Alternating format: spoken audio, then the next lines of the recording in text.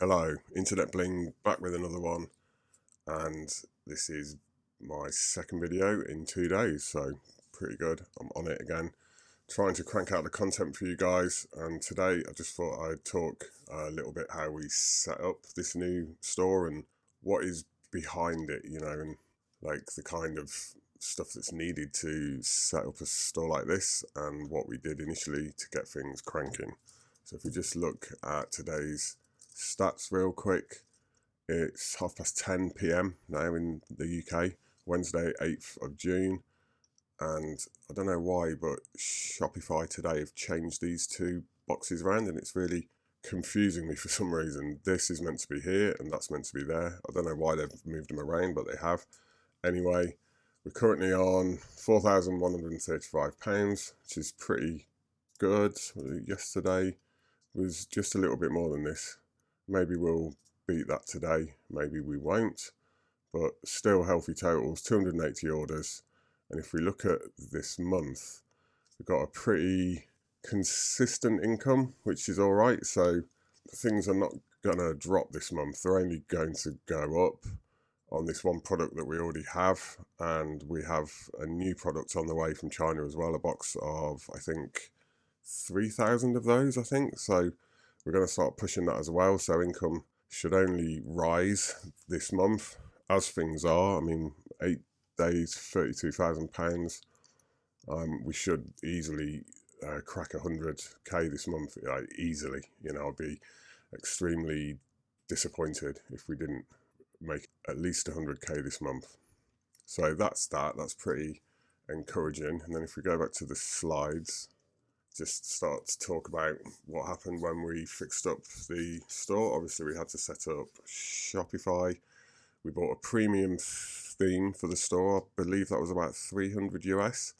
We installed all the apps that we need, apps that I knew were useful from my stores, plus other ones that were recommended by the guys in the team as well.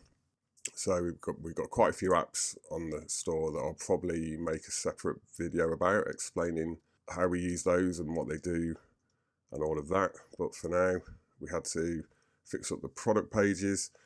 We are just pushing one main winner right now, as I've said, but we do have other products on the store for upsells and things like that.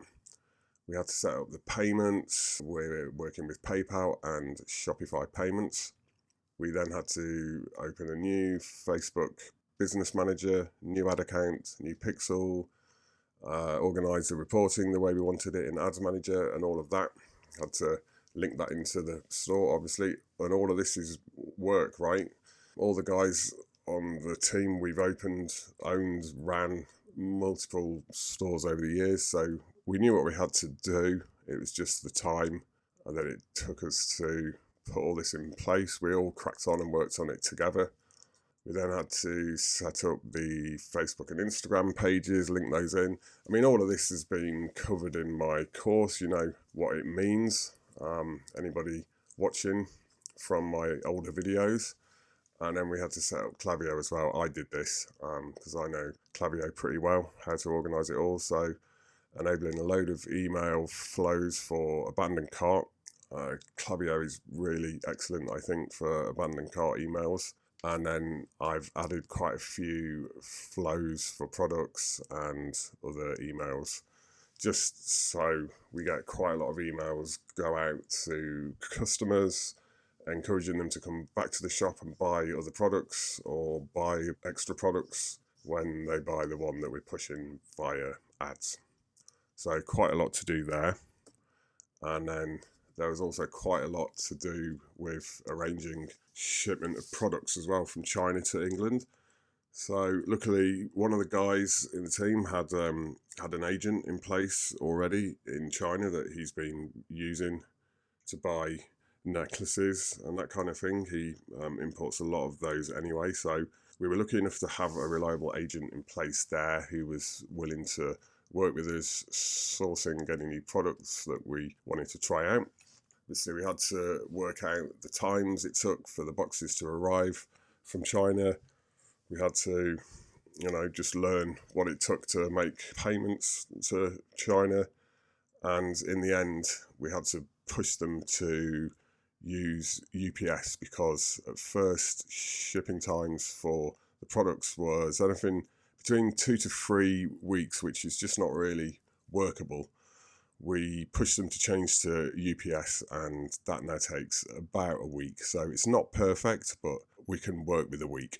And we got a sample box of 500 pieces of the product we wanted to push at first, and we started to push it. So we took things slowly at first for several reasons. Number one, we just wanted to make sure all our processes worked okay, orders went through, refunds worked, etc., etc. And then because we had a new Facebook ad account, we were limited to 250 US spend a day, which, no offense to anyone who's small or whatever, but 250 a day is nothing. You can't really make any money out of that. So we had to just crawl along a bit at first, spending the money, 250 a day, and after some time, they will increase your ad spend.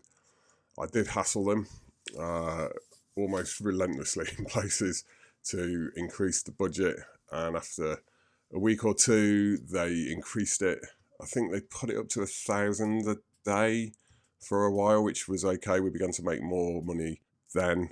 And then finally, in the end, we can spend 5k a day on ads if we like. We're only actually spending about half of that right now for a lot of other reasons that I'll probably talk about in another video. But our current ad spend is about 2.5k a day-ish.